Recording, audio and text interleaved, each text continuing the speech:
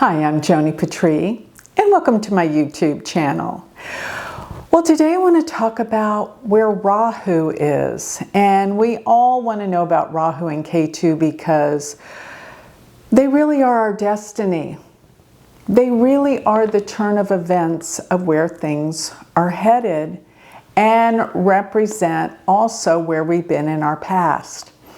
So Rahu is the north node of the moon and Ketu is the south node of the moon. And astronomically, they are points in space where the moon simply hits the ecliptic, which is the path of the sun around the earth. And I know we go around the sun, but this is just the path from geocentric, earth-based vision. So when the moon hits the ecliptic going upward, it's Rahu, which is our future, brings us into this world, into this life. And exactly opposite, going downward, where the moon hits the ecliptic is Ketu, the south node of the moon. And it deals with our past, our karmas, what we've done and what we've been before.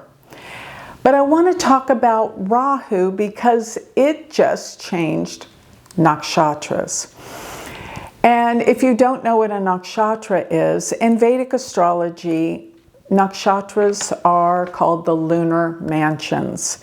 And what they involve are certain portions of the zodiac, which are 13 degrees 20 minutes. Whereas when you take the entire zodiac and divide it up into 13-degree 20-minute portions, you're going to have 27 of these portions in the 360-degree circle of the zodiac that we use. And the meanings of these 27 nakshatras are particularly from the star groupings that are in those portions of the zodiac. They're rich with meaning and they are profoundly deep.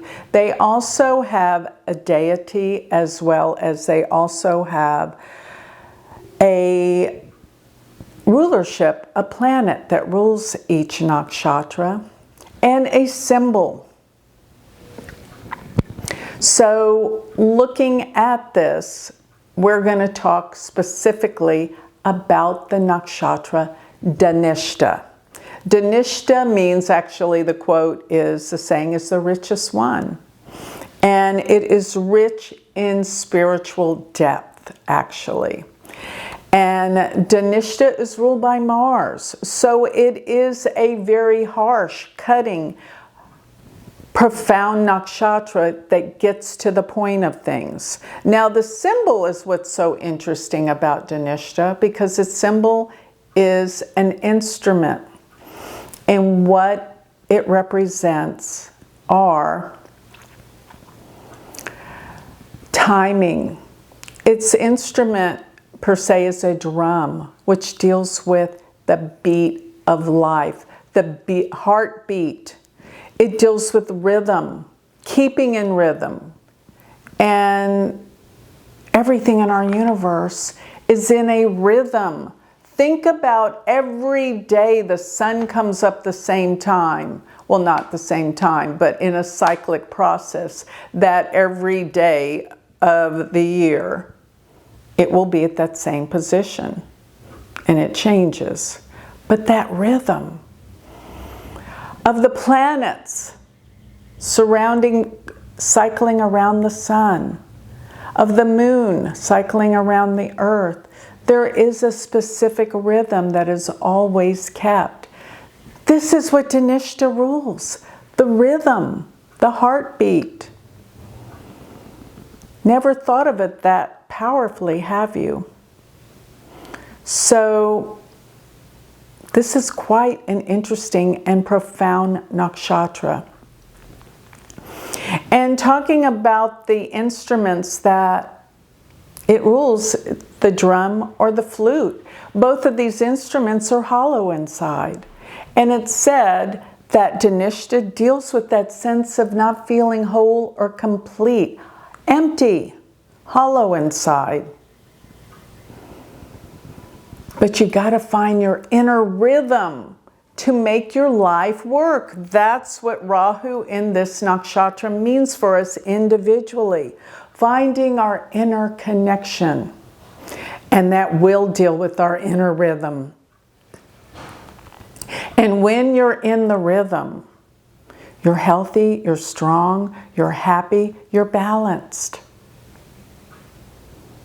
You're connected to all that is. So the nakshatra Dhanishta, it is in both Capricorn and Aquarius. And it extends from 23 degrees 20 minutes of Capricorn to 6 degrees 40 minutes of Aquarius. So it flanks on both signs. But because Rahu and Ketu travel backwards, it is going through Dhanishta and it will enter into Capricorn from Aquarius going backwards into Capricorn. Now they will, both Rahu and Ketu will shift signs around the end of November.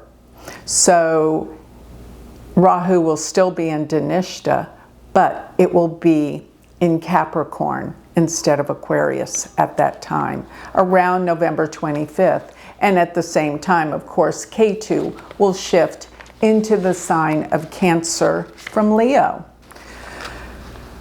But going back to, as I said, there are deities that rule these certain nakshatras, and Dhanishta is ruled by the Vasu, the 8 Vasus, which deal with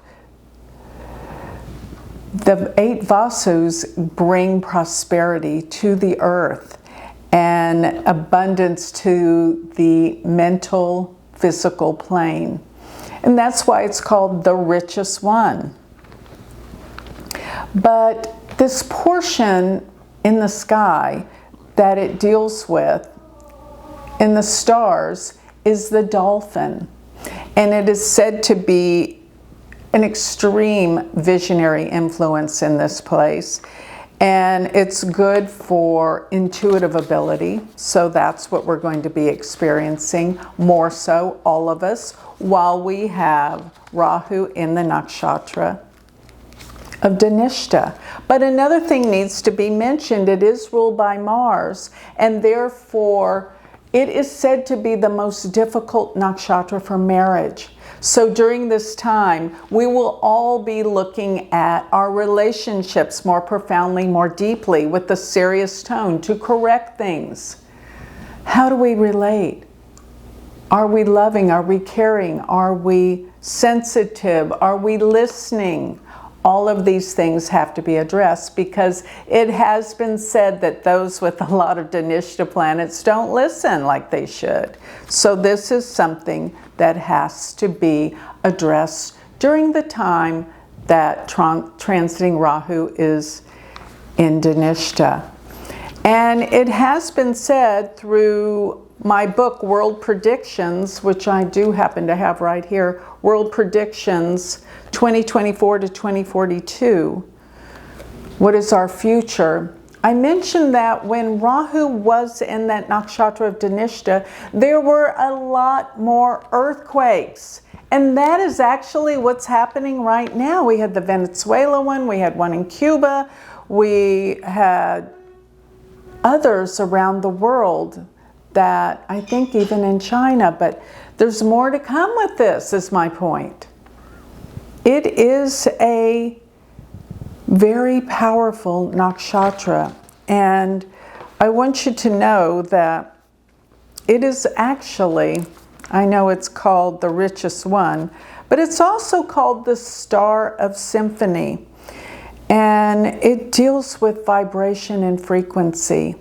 And it also deals with, specifically, believe it or not, real estate. And so this is a good one to pay attention to because the real estate markets are about to make a major turn.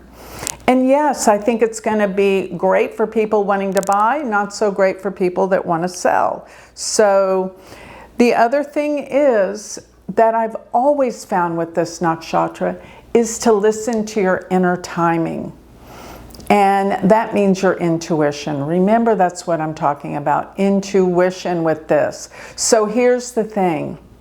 While Rahu's there, if you get an urge to go maybe to the coffee shop, maybe to the store, there's a reason. It's all about listening to your inner timing. You might meet somebody that's important. You might change something in your life that is so important by listening to that inner guidance and moving with it, going with it, doing what this inner guidance is telling you to do.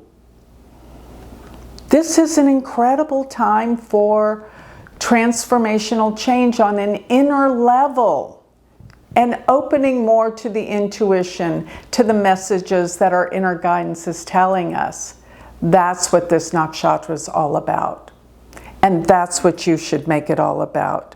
So this is an amazing nakshatra. And because it's called the richest one, I think a lot of people will get rich if they listen to their inner guidance.